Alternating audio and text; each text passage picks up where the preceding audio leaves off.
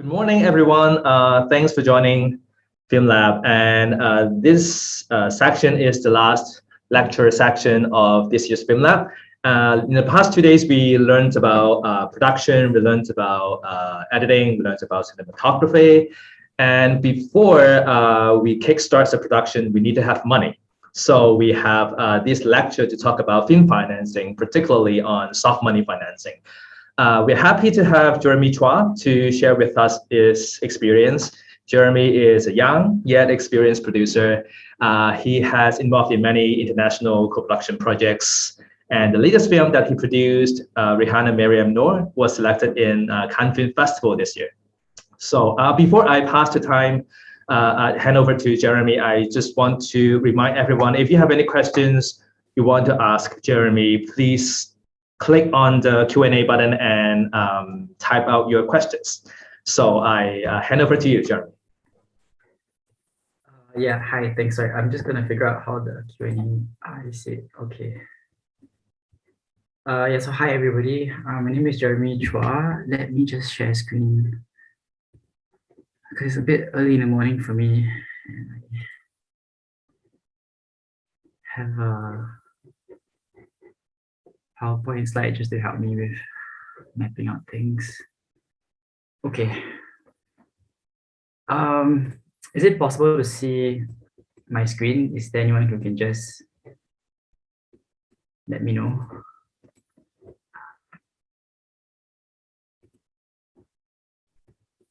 Okay. My name is Jeremy, and I'm an independent film producer from Singapore. And what independent film producers do is basically spend a lot of time developing independent film projects that rely a lot on different kind of financings to make them happen. Most of the time, when we think about independent films, we don't think of making profit maximizing films or films that are going to be very commercial. So most of the time we are thinking about different kind of financial avenues, from soft financing all the way to private equity, pre-sales, all the way to like sponsorships, etc. But today, I think the key focus is about how do we approach soft financing as a strategy of film financing. So I will just share how my approach is going to be. So this is just like how I tend to work, or how I contextualize, or how I approach my approach towards film financing. Is not like a go-to answer. I mean, every project is very different. All of them requires different kind of strategies. So I think what I tried to do is to just give you different of my thought processes so that you can sort of apply and implement into your own project. So we can start with the very basic understanding of what is soft money. It's basically national, regional fundings that are non-profit oriented, and they cover development, production, and post-production costs for your projects. The critical part about soft money and why they are so important for independent film financing is that they're not usually driven by profit. Hence, you don't have to really repay back this money that is given to you from either from grants or from foundations, tax shelters, rebates, and different kind of incentives, usually from a governmental, institutional, or like a foundation that supports cinema. So why are they created? Why do they exist? Different organizations, usually governmental, they try to support the local film industry. They're trying to promote co-production. They're trying to support local talent, or support struggling communities, or for foreign relations. So different sort of organizations have different objectives. And because they have different objectives, they usually have different requirements, and all of them you sort of have to study what they are.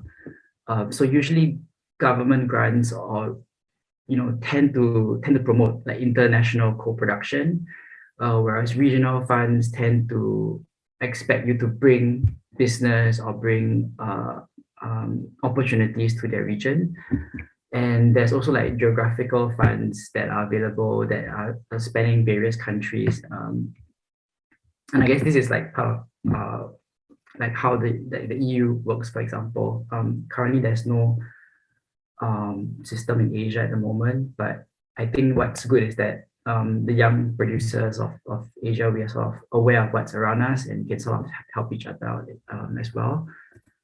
So how do we access soft financing? I mean, I break it down very simply. It is a long process of like understanding how the grants work, what they need, finding the right partners to do so. But essentially, as an independent film producer, our objective in this process is to create proposals and make applications to be as concise and successful as they can be. I've sort of made it into two key parts. I think because today is just 1 hour of sharing. I think a lot of the materials are quite some things that you are already aware of what to do, for example, like synopsis and log lines, etc., biographies. But I'll sort of focus on 2 things that I feel is quite important to have synergy. It's quite important to have understanding of what they mean in the application process, and which is the cohesion that you must create between the director's vision in the director's note, which also encompasses his visual treatment, his or her visual treatment, as well as the producer's sort of note and the financing structure, which is like the financing plan and the budget. So these few documents are sort of the things that make your project sort of distinct and structured, and that it sort of has a communication, what exactly the team is trying to accomplish creative-wise, but also business-wise. So one question that is like the fundamental like building block of application: how do you create a case? How do you build a case for your project to the different kind of financiers? So I think maybe the question is a bit broad, but I'll focus more on like the idea of from the perspective of soft financing.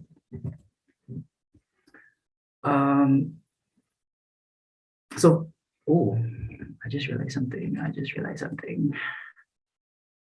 Okay, I didn't put one slide. Okay, so maybe to start first is like usually as a producer, I work with the director to make sure that their creative materials are sound, that they have a point of view, that they have artistic like a statement to make, that they are relevant to now, making sure that it's also clear and grammatically correct, because it's a part of the communication process. So director's materials are something that usually I allow the director to handle, but it's sort of making sure that they present their ideas well. So language communication is a very important part of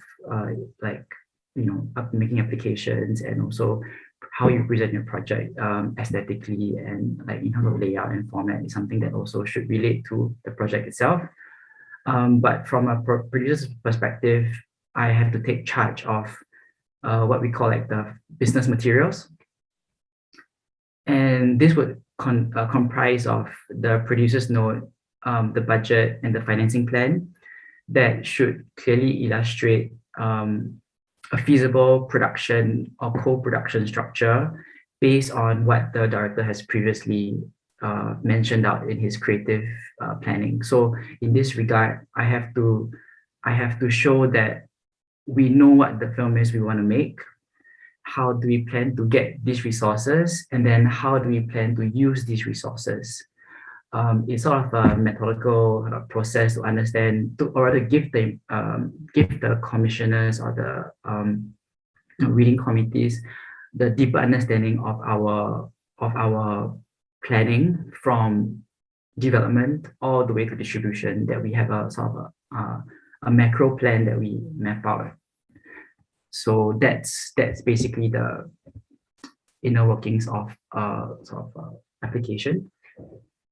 So, okay, maybe if I would just mention now that if you have any questions, feel free to just interrupt and put them into the Q&A, and I'll try to answer them in the process of talking through my slides. So how would I make a financing plan? I guess this is something that many people struggle with when they're first starting out producing. I remember when I was also figuring out how to make a financing plan, the main struggle was lack of knowledge of all the kind of financing sources available and how they work, and how to make it look like a legitimate plan, and how to also create multiple versions of plans when different sort of funds reject or accept you, and how you adapt to those situations. So I'm just going to give you some ideas of how you could generally think about making this plan. And it's just like 4 simple steps. Okay. So the first step I normally do is I think about the film that the director and I together have talked about and want to make. And essentially it's about the scale. Not every film is going to be of that typical budget, like, you know, that every country usually has like a medium-sized budget. Different projects require different scale of production, and hence they require different sort of budgets and financial planning. The scale is also important to make sure that you have same wavelength from what a director is imagining in their film, and it sort of becomes sort of a blueprint for your financial planning as to how much is your target amount you're trying to get. It's also important to think about scale because co-production, especially application of different soft financing, could adjust your scale based on which are the countries that you want to collaborate with. Usually, new partners means change in the budget because of new budget expenses and different standard of living and different like union regulations, etc., from different places. So this is the first thing I usually think about, and it usually involves just a simple breakdown of a script and discussion with the director of the breakdown, so that they're on the same page as to where you see the scale of the project to be. So scale is also important because you need this amount to determine how much money is suitable for equity returns versus soft financing returns. It's not practical to have a first feature film, for example, that is like 1.5 million, and then all of it is from equity. It is like quite hard to raise. So you have to sort of think about the feasibility of it all the way from the beginning, like from the scale.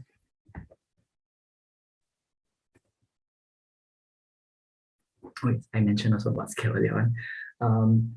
So why scale is quite important is because when you face financial like obstacles or roadblocks, and most of the time in a financing plan you need to be able to know how to scale your budget up or down depending on the needs of the project, and not just down because you didn't find the money, but sometimes you have to scale it a bit up also if you find more than what you initially planned, and there's some new requirements in which you have to spend your money. So devising a budget, I guess, is really related to the first point, which is about like thinking about the premise of your structure of production, and then deriving something that is sustainable. Sustainable also in a way that, as I mentioned earlier, like if you have a small first film, you know, which is usually something that the market does not, you know, it needs time to introduce you to an audience. You may not become a blockbuster or hit so easily. I mean, of course, those things can happen as well with the scale of marketing expenses and the scale of actors that you are casting. But most independent films don't really rely on those kind of commercial elements to make your film very marketable. So you need to also understand your market and how you imagine the film to be. So a lot of times we don't really think about the end, we just think about making the film. But a financing plan should, and a budget should also reflect a very feasible outcome for the film. In that sense, you want a film that can be profitable because the structure allows it to be so, rather than a film that seems to be a film that will never recoup back its sort of expenses. So this is what I mean by sustainability. Okay, some questions in the Q&A. Okay, so I'll answer them a bit later. Okay.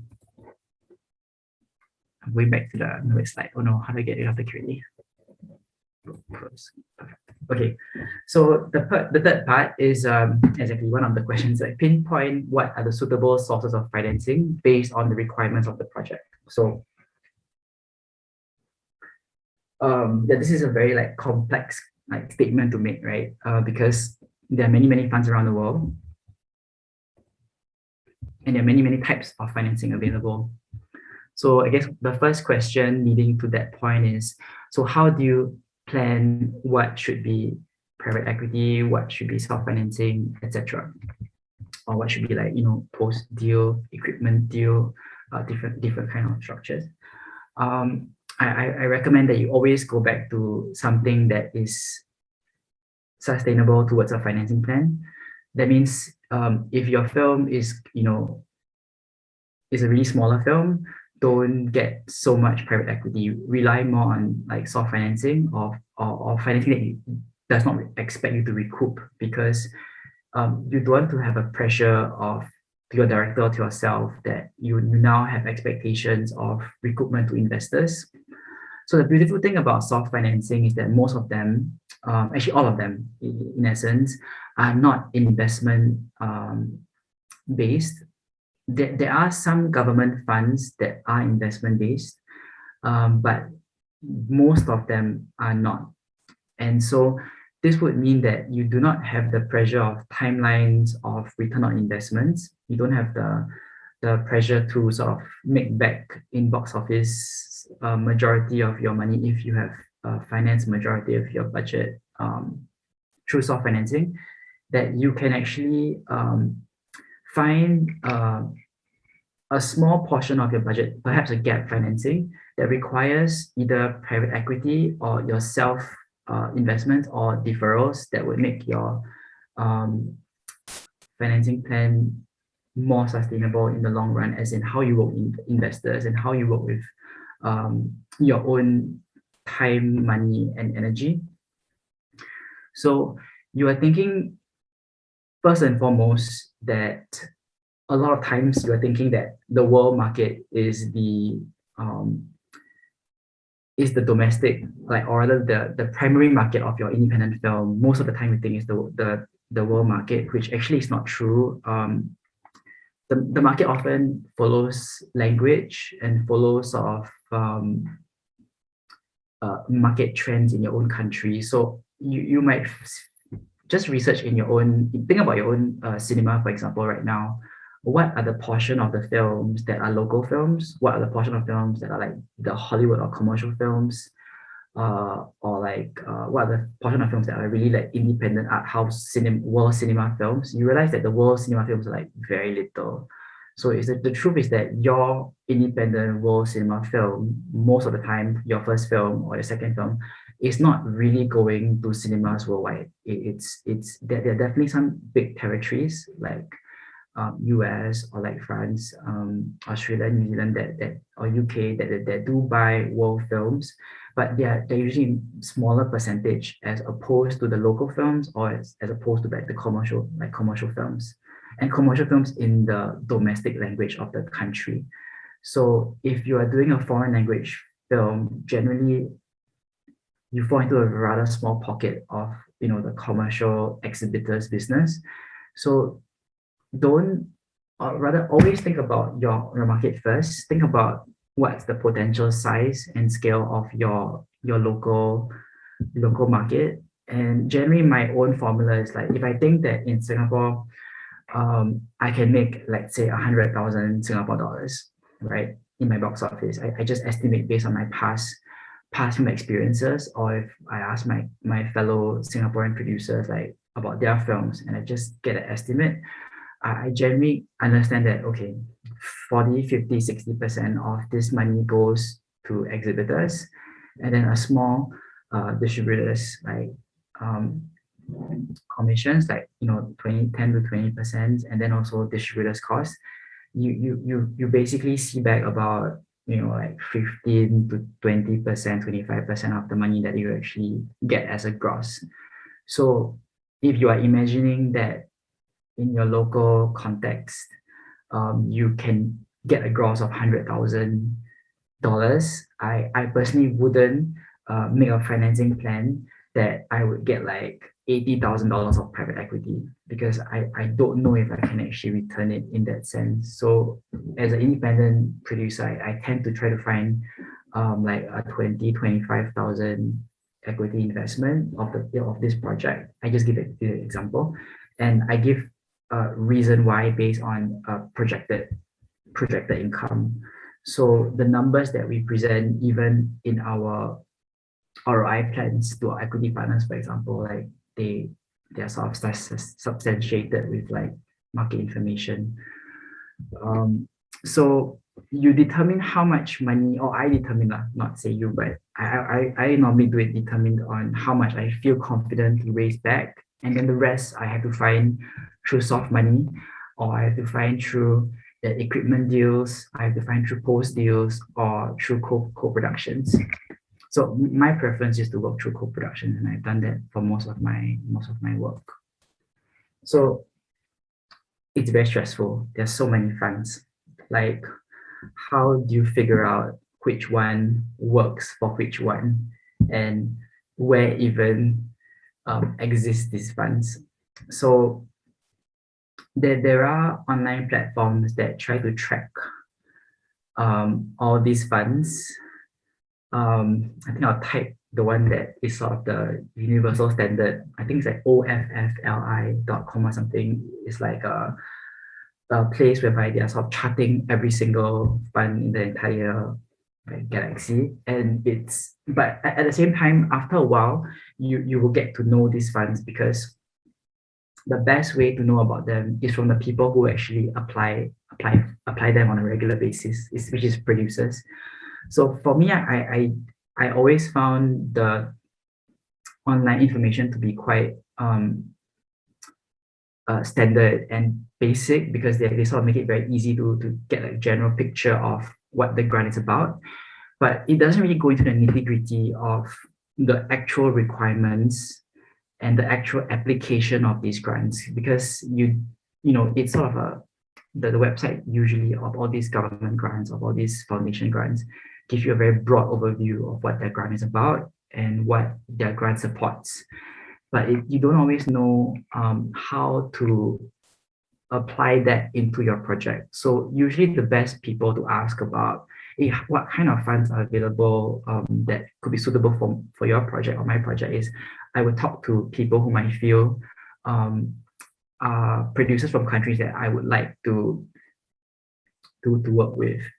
And they would give me feedback upon, I think the kind of project I'm having, is it something suitable for like what they're going for? Is it something that their grant is in general the taste of? And will the expenses that they can provide to me cover sort of expenses that are sort of suitable to what is needed for the project? So a lot of times when we are thinking about the funds, we are just sort of like trying to fill up a financing plan, but that's not like the best way to go about doing a financing plan as well. Not just putting all the available funds down and like adding all the money up and to make sure that the amount is exactly what you need. You first should start to consider, maybe that's the next slide actually. No. the next step is the fourth step of financing plan is you have to sorry, I know I jumped a bit, let me just finish this. So like the fourth step is like, in your financing plan, usually there's a column that's like the status of project, status of application. You have to identify whether it's secured already, whether it's pending from a grant that you have already applied, or it's like application pending from a soon to apply deadline. So the financing plan sort of charts down a reasonable timeline in which you expect to acquire them. Why I say reasonable timeline is because soft financing grants usually take a bit longer than what equity or classical money like works in a non-soft financing way, like non-bureaucratic way. So in a sort of a bureaucratic structure, they do take sort of months to evaluate, a group of proposals, to shortlist, and then to select, to inform, to make agreements, contractual agreements, and then to disperse money, and disperse money in also various tranches. So it does affect your cash flow plan later on, but let's not go into cash flow plan. So the reasonable timeline like approach is like just to think about most grants maximum allow you to apply twice. So finding the right time to apply based on the readiness of your project at various stages is quite important, because some grants totally okay if you're like at the early stage of your financing, or even in development, or even some of them are just development grants, so it's like quite early. But some of them require you to sort of show that you already have built a sort of track record of getting grants. And for example, like the Norwegian fund in Softmoney, that's suitable for countries from the DAC list, from like developing world countries. They require to already have 50% of your financing in place. So this is like one requirement of funds. So the timeline is important for you to set up, because you want to hit the grants at the right time. If your application is premature, you're also making a sort of a wrong decision. And if your application is too late, you also sort of miss opportunities to apply a second time to meet your sort of production schedule. And you don't want to be financing a film for like 5 to 10 years. I mean, that's gonna eat up a lot of your time and energy. You want to try to make your financing plan within like 2 years maximum, or 3 years if you need the extra year to make 1 or 2 gap financing, like last gap financing funds. So the more accurately and precisely that you are measuring and calculating these 4 steps, the more effective and exhaustion reducing, and ultimately why I call it financially sustainable is that, a lot of times independent producers, we are not paying ourselves on a monthly basis for our projects, right? We pay ourselves when the film is financed, and this sometimes mean if you take too long to finance a film, it sort of becomes something that is not sustainable for you as a producer. It sort of makes you work too long and too hard for something that, other projects or other producers could be doing in a shorter period of time. So management of timeline is quite important, just to train yourself to be more sustainable. Okay, so going back to my last point about don't just throw in any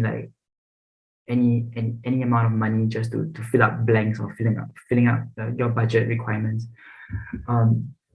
How do you think of a financing plan that could reflect the true needs and motivations of your project, such that it becomes not only meaningful co-production, also easier to make application, because your documents have a stronger pitch for the reasons in which you're making these applications. I would always refer to, first and foremost, the director's vision, to figure out what is required, and then to balance it with the spending requirements of each financing partner. Oh shit, I'm just reading off the slide, but okay, let me elaborate on what this means. Very often, based on what we talked about earlier, right? How do you set the project scale and the project wavelength to be on the same page, to have an idea that your imagination of the film echoes the director's imagination of the film, and you are both making the same work. You both know what you need to make each work. So now in the financing plan, your job is to almost advise the directors like, okay, how about this part? Because I need to raise some money from another country, can we allocate resources, creative resources, particularly towards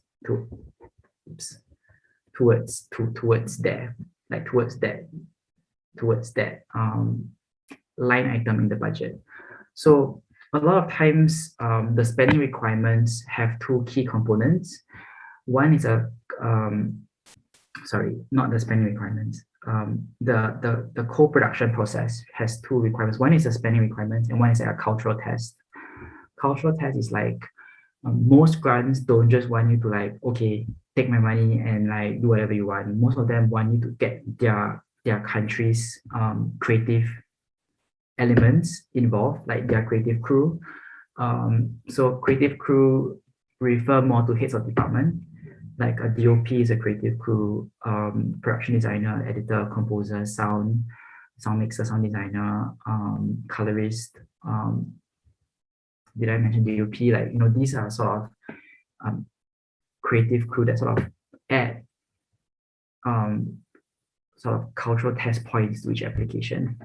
And the more culturally involved the country is participating in, there could be higher chance that you actually get the grant, and there could also be a higher chance that your production value is raised, and higher chance that you achieve closer to what your director is thinking of, because now you are not just thinking about DOPs available in your country or editors or whatever crew is available in your country, but you are really thinking about sourcing for the most suitable talent based on the world market. And I think that's what Europe did very well, and that's why European crew fluidly work within their region.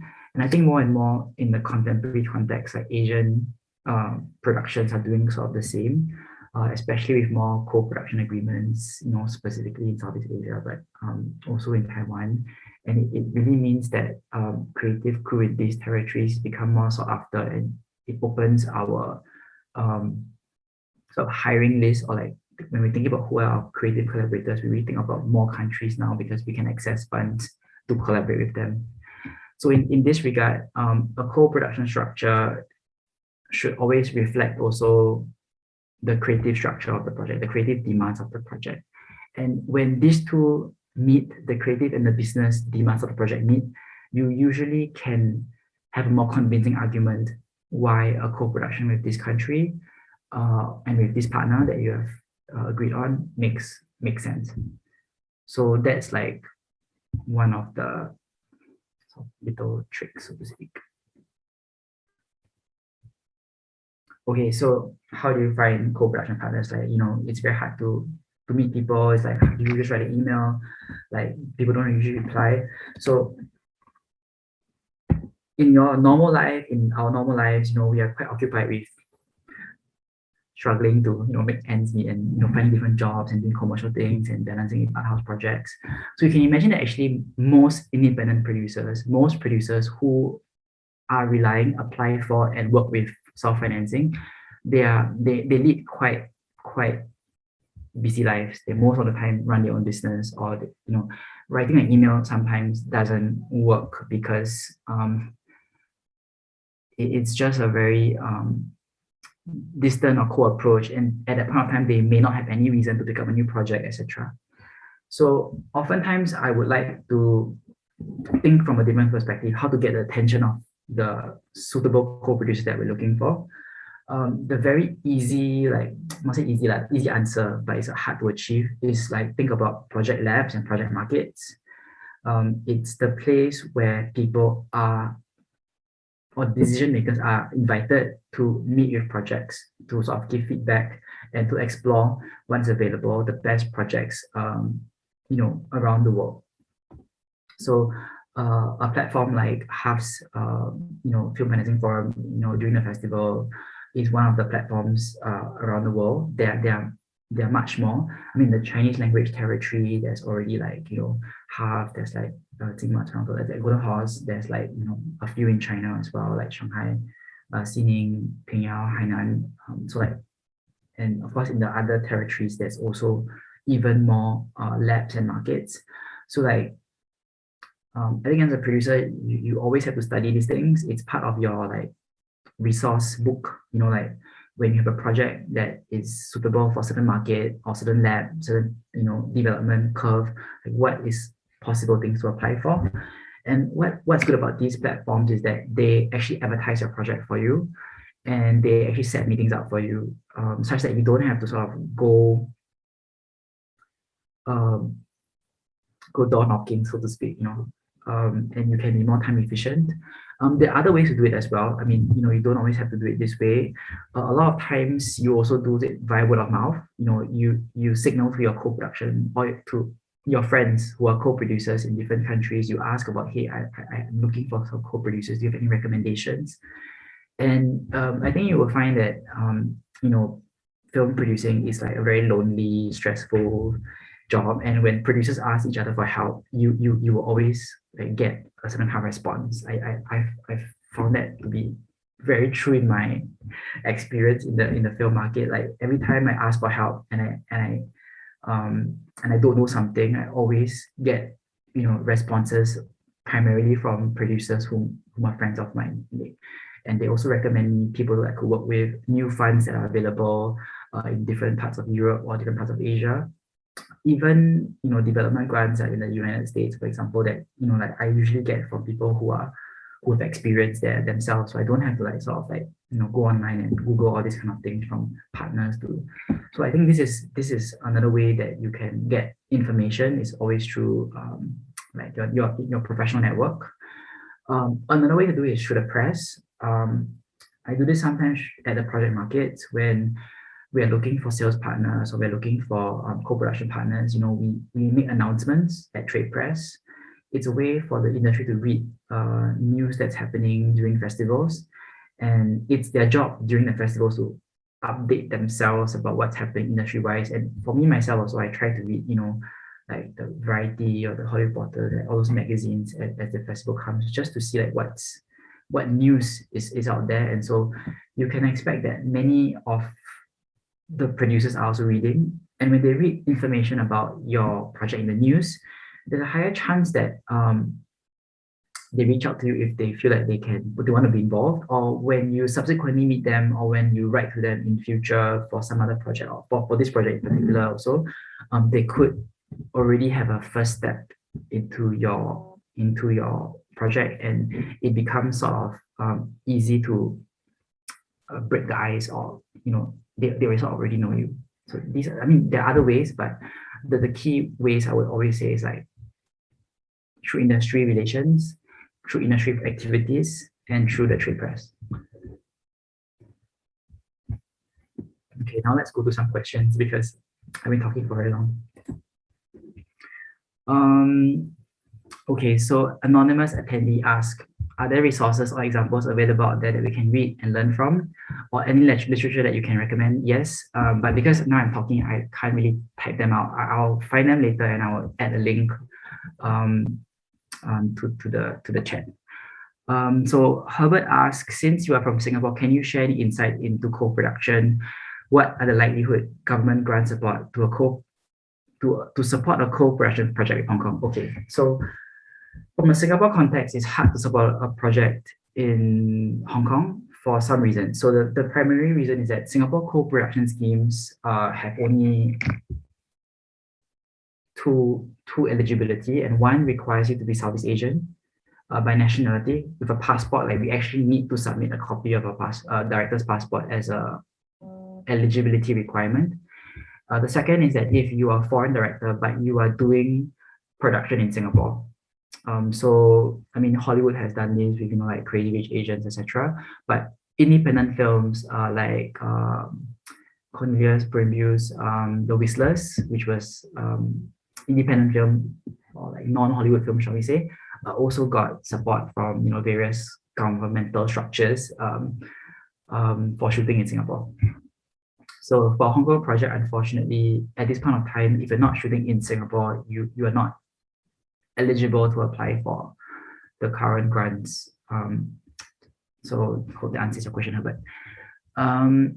Catalina asked about just a question about tax credits.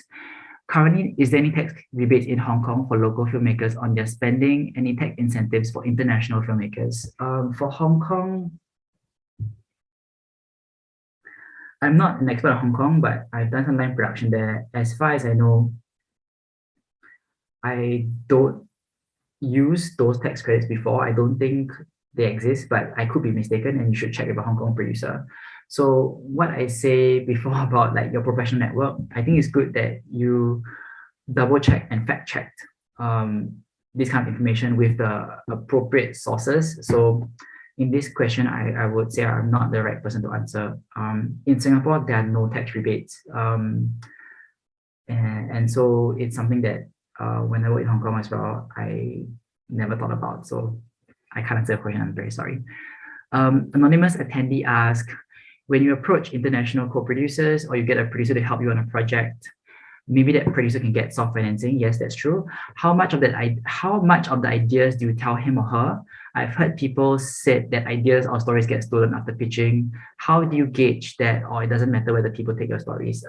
It's definitely not okay that people take your stories. I would say that professional people respect the market. Most people that you talk to, if they are from a company that's been producing for a while, if they have been in the market regularly, we do have sort of a professional etiquette whereby we don't share private information to other people, and I think that's like in very bad faith. I think only people who have ill intentions to your project will do so. I think usually when you submit your dossier to co-producers, you do that in stages. You don't send everything like one lump sum. You first give them like a project pitch deck, like you prepare like visual materials, general pitch ideas, you give them like a sense of where the script could be going. And when they say, yes, I'm interested to read the script because I believe that I can finance this film, then you give them the full script. And some people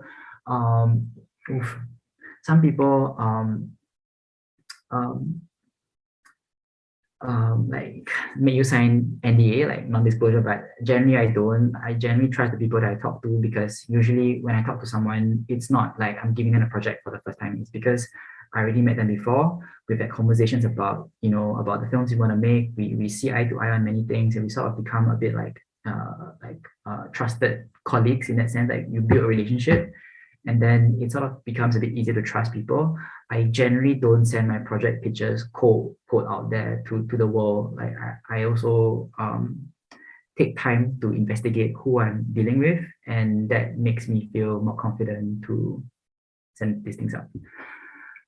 Kaori Nakamura asks, what's your role as co-producer mainly? What's your advantage from other producers? So co-producers, as opposed to, shall we say, the country of origin producer or the delegate producer, handles mainly the co-production aspects of the production.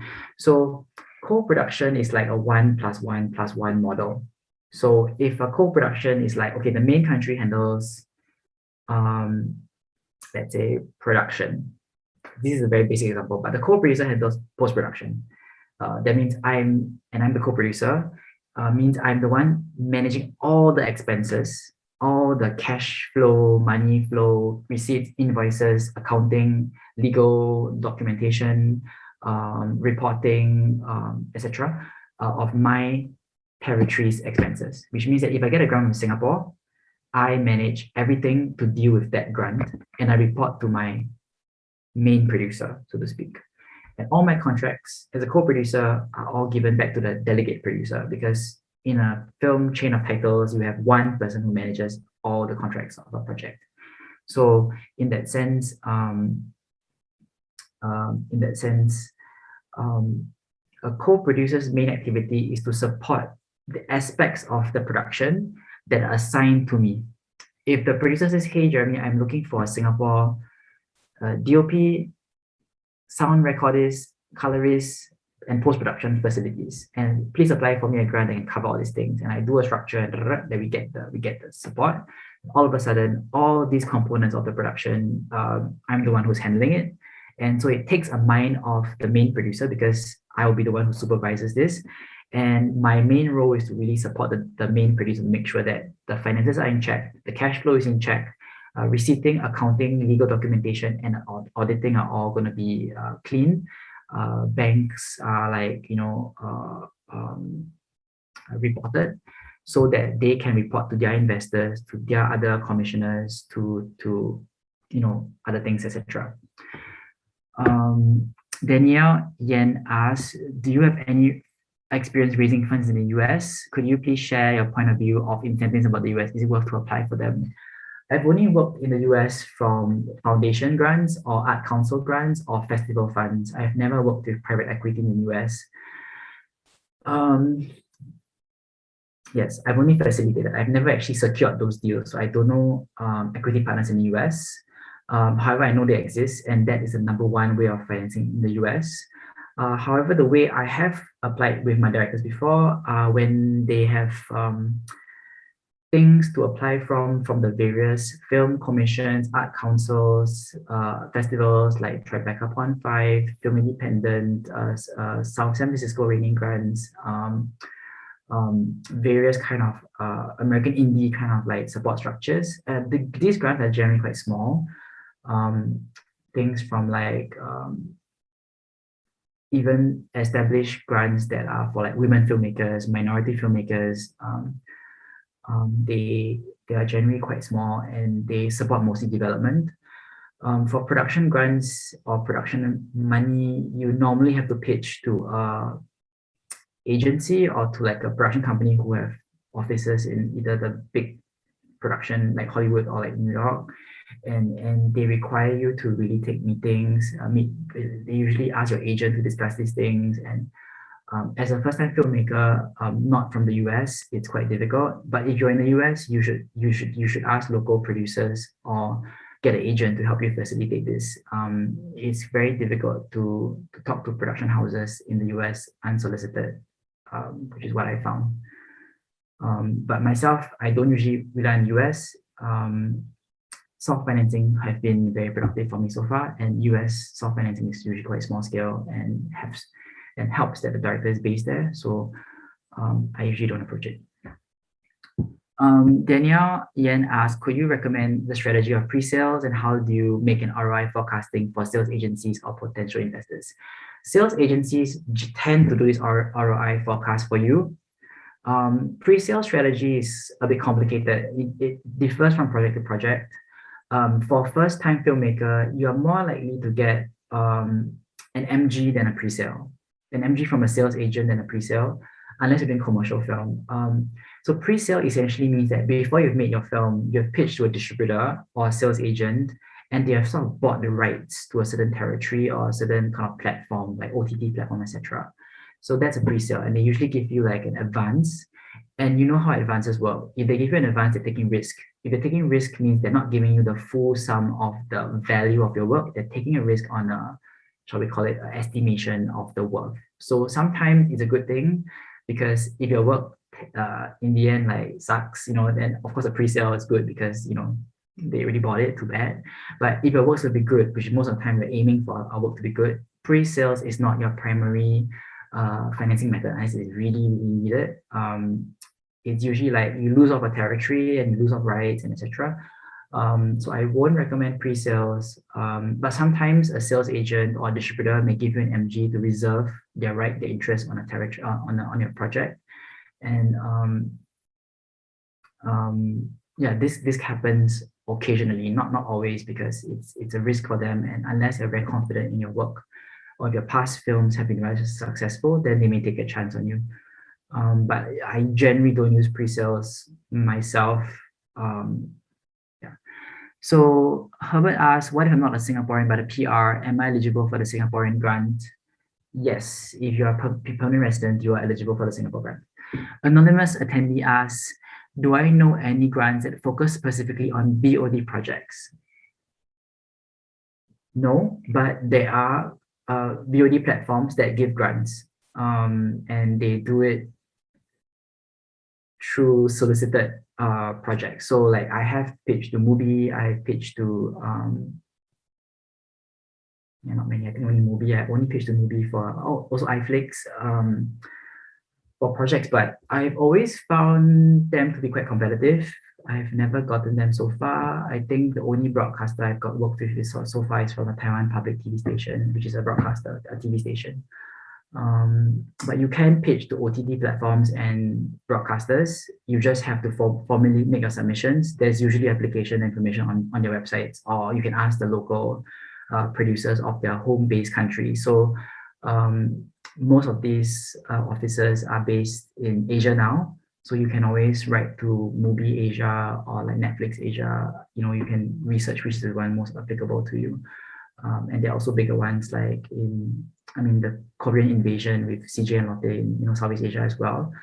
And I think you know the kind of OTT or broadcasters you are looking for. So look for producers in those territories and find information from the websites. Most of them have windows for submitting applications.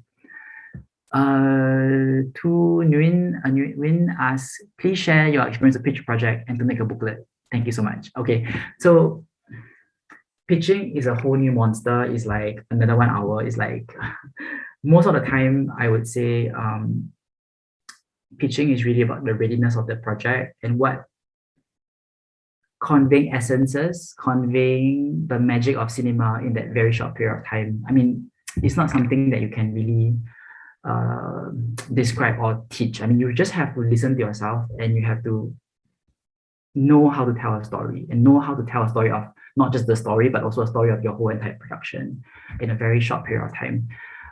So I struggle to give a very brief answer about pitching, but pitch booklets are quite standard.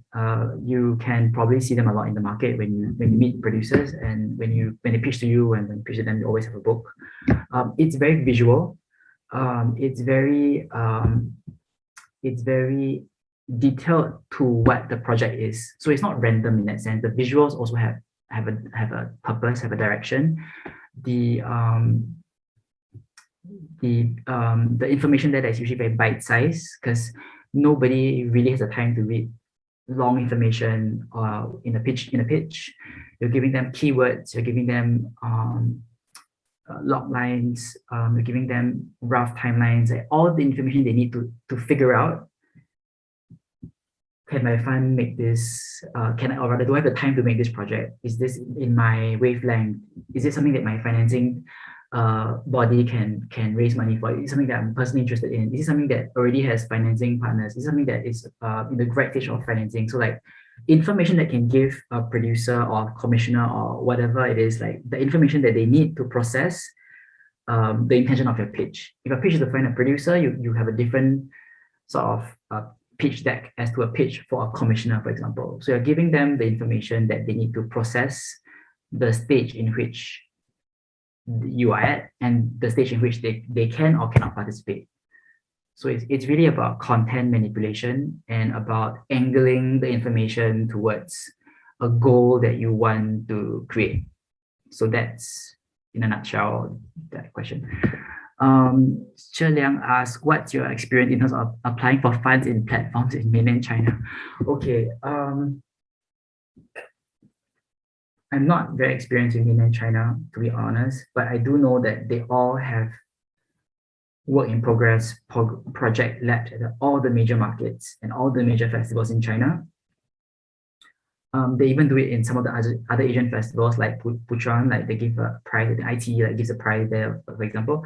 If you're interested in platforms, don't write them yourself.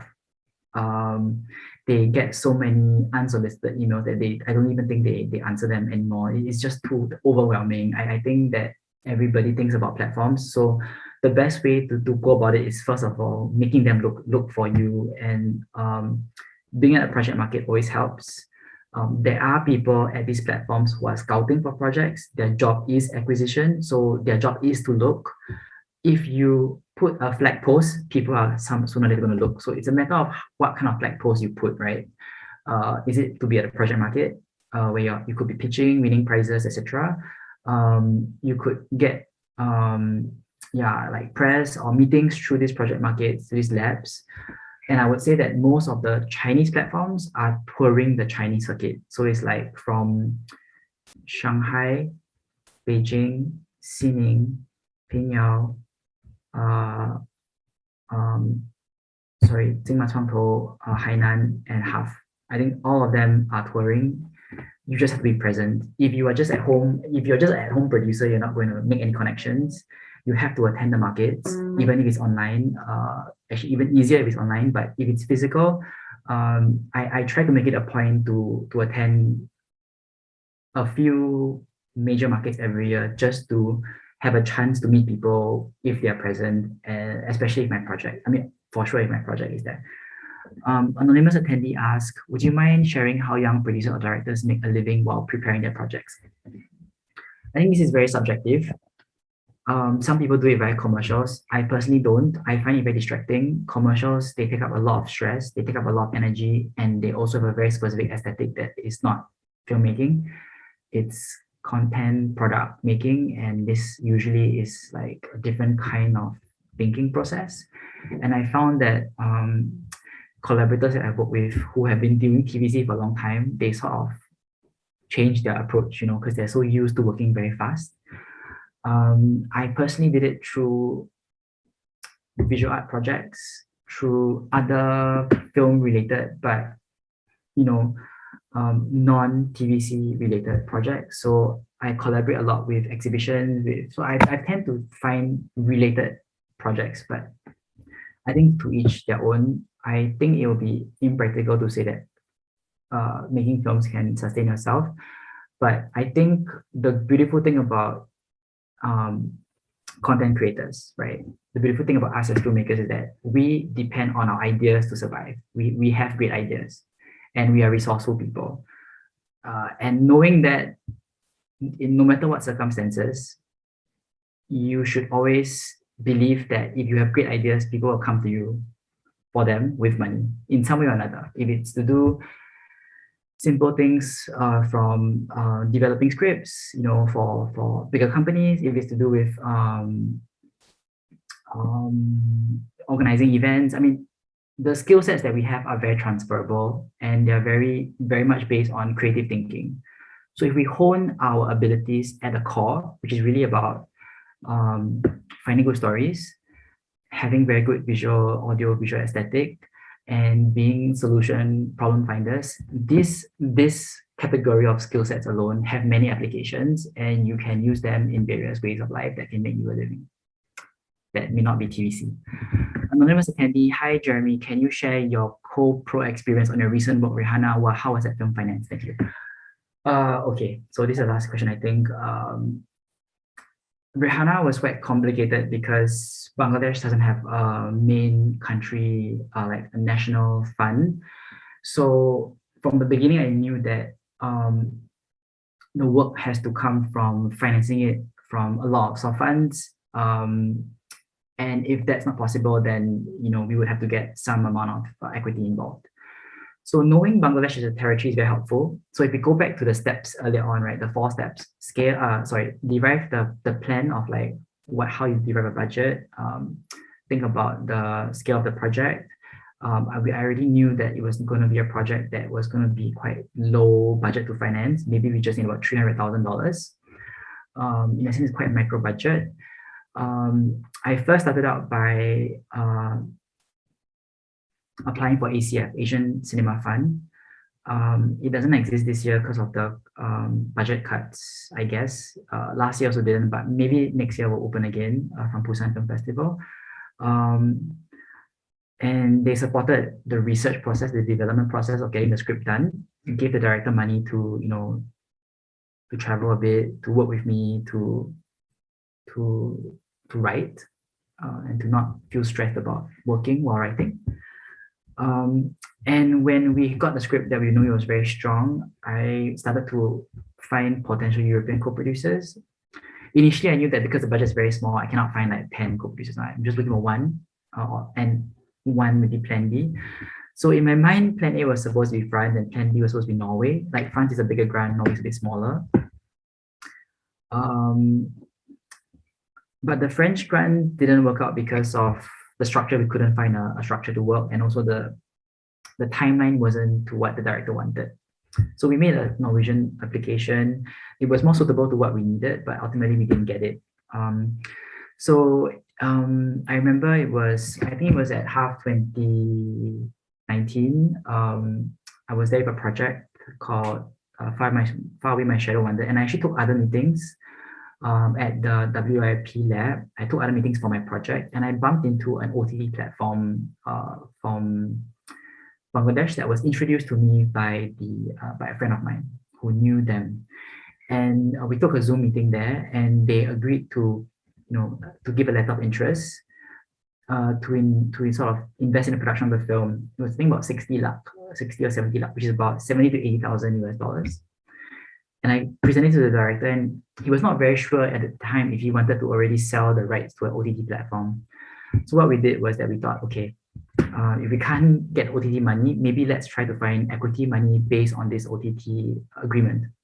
So we used the contract to be sort of a proof of concept that the film was financeable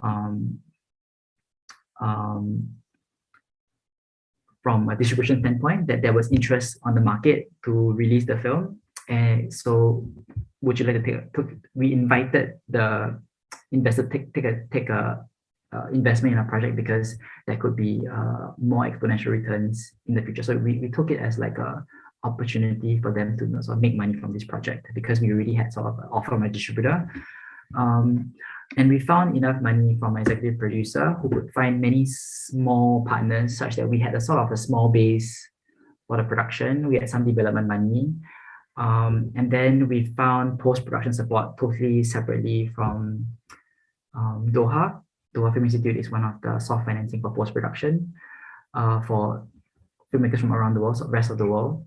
And also we got some small support from a French house who was doing our DCPs and our subtitles and our conforming, etc., and our testing to be ready for Cannes. So that's like how we finance that project. So it's quite a small budget. We also got an MG from our sales. So in total, we managed a portion from equity and a portion from soft financing. I think that's all the questions.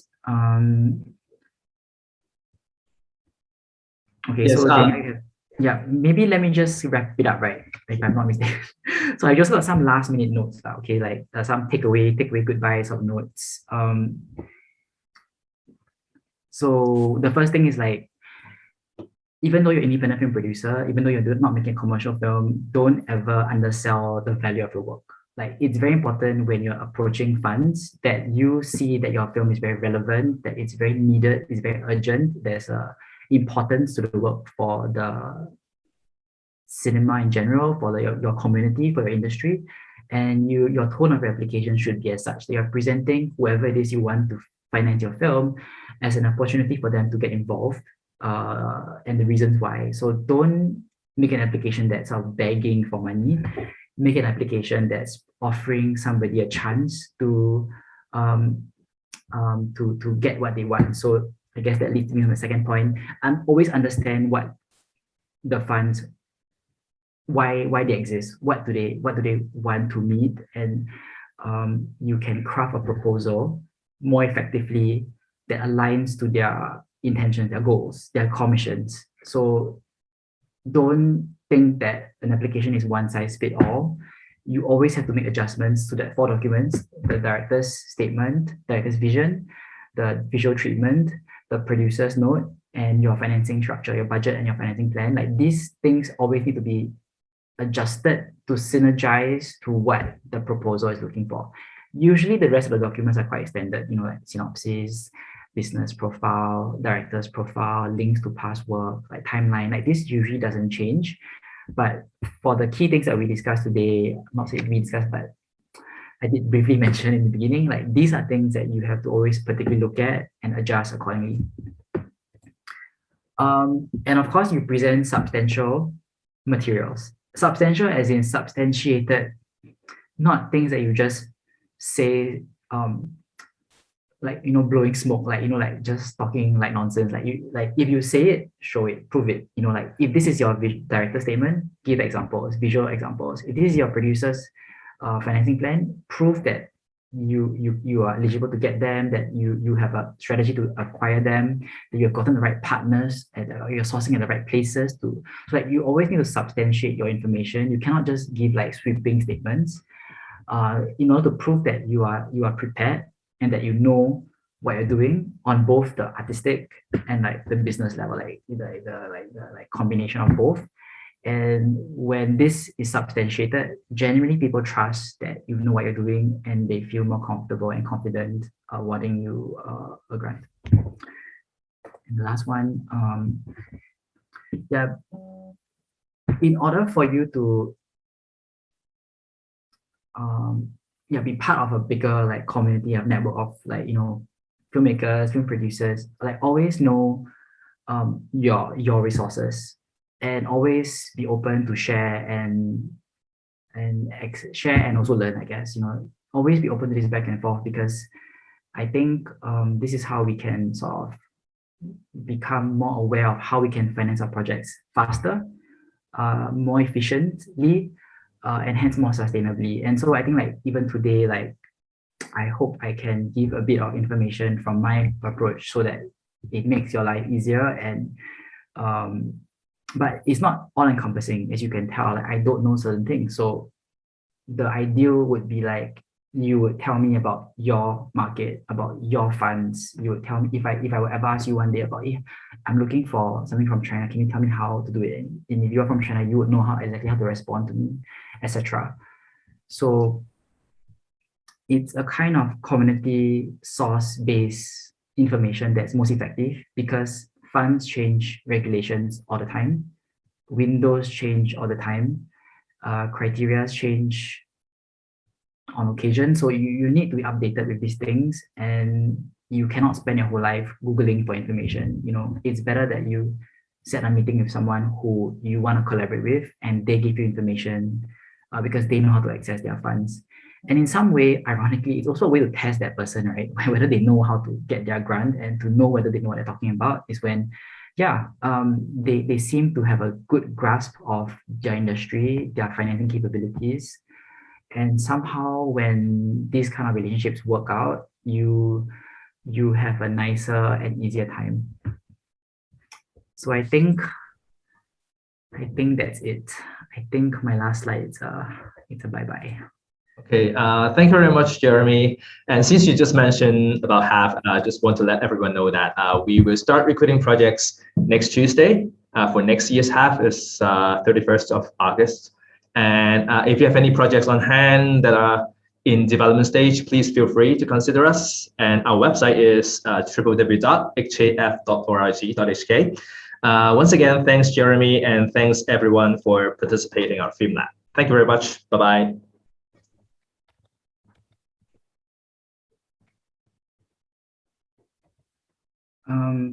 Matthew, actually, I was going to look for the grants website for people, but I think maybe it's too late. I think you can still type it out. Actually, I also forgot because I don't really check it that often.